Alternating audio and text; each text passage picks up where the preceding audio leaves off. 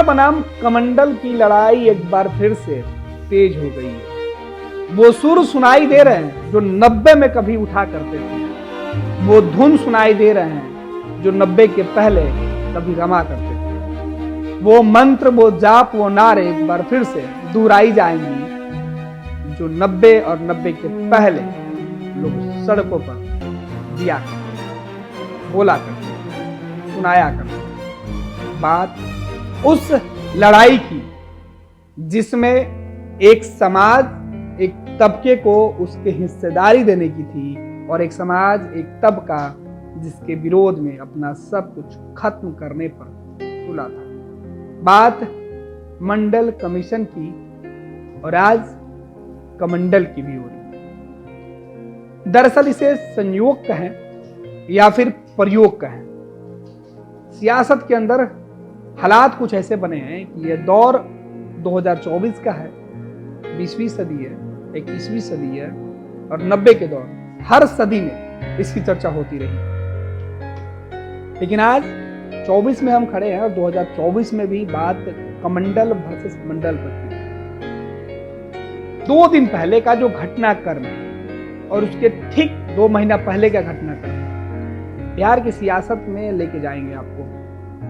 आरक्षण के फॉर्मूले में जाति आधारित गणना कराकर आरक्षित वर्गों को और आरक्षण देने की जो पुरजोर कोशिश की गई थी, शुरुआत वहीं से हुई थी। एक तरफ आरक्षण की बात कर बिहार सहित देश भर में पिछड़े नेताओं को, कार्यकर्ताओं को और वोटरों को गोलबंद करने का संदेश दिया गया।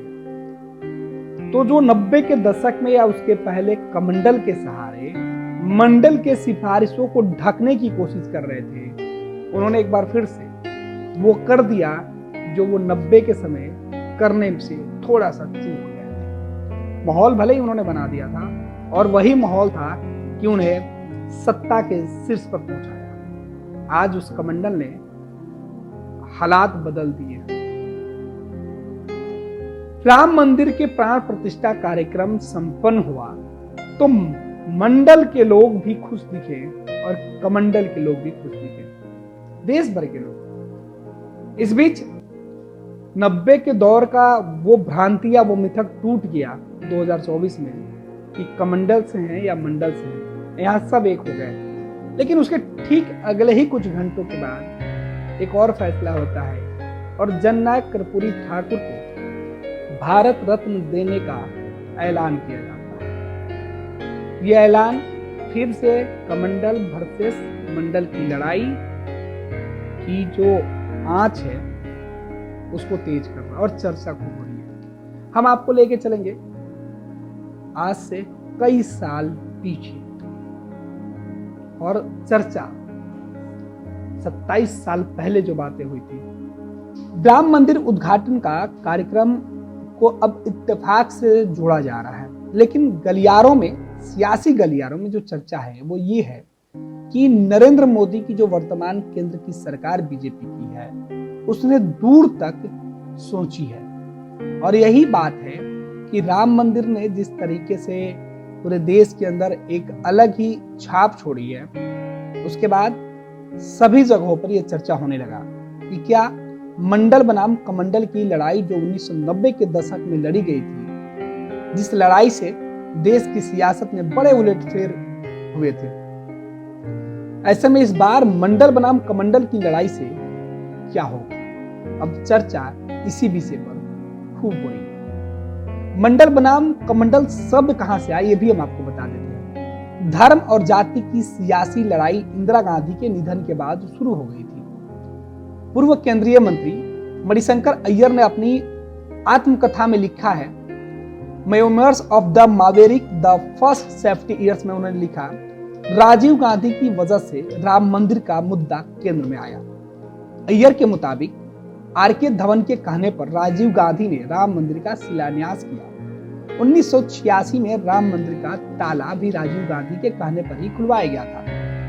मैयर आगे लिखते हैं, इधर 1988 में राजीव गांधी की सरकार बदल गई और राम मंदिर के मुद्दे को बीजेपी ने लपक लिया। राजीव गांधी के बाद प्रधानमंत्री बने बीपी सिंह ने इस मुद्दे को ठंडे बस्ते में डालने की कोशिश की। वो चाहते थे कि यह मुद्दा ठंडा पड़ जाए, लेकिन 1990 में बीपी सिंह ने मंडल कमीशन की पुरानी फाइलें खोल दी। उस वक्त रामविलास पासवान अपनी जीवनी संकल्प, साहस और संघर्ष में लिखते हैं, 1990 में बीपी सिंह दो मोर्चे पर बुरी तरह घिर गए। बाहर राम मंदिर को लेकर बीजेपी दबाव बना रही थी, तो भीतर चंद्रशेखर और देवीलाल की नजर उनकी कुर्सी पर थी।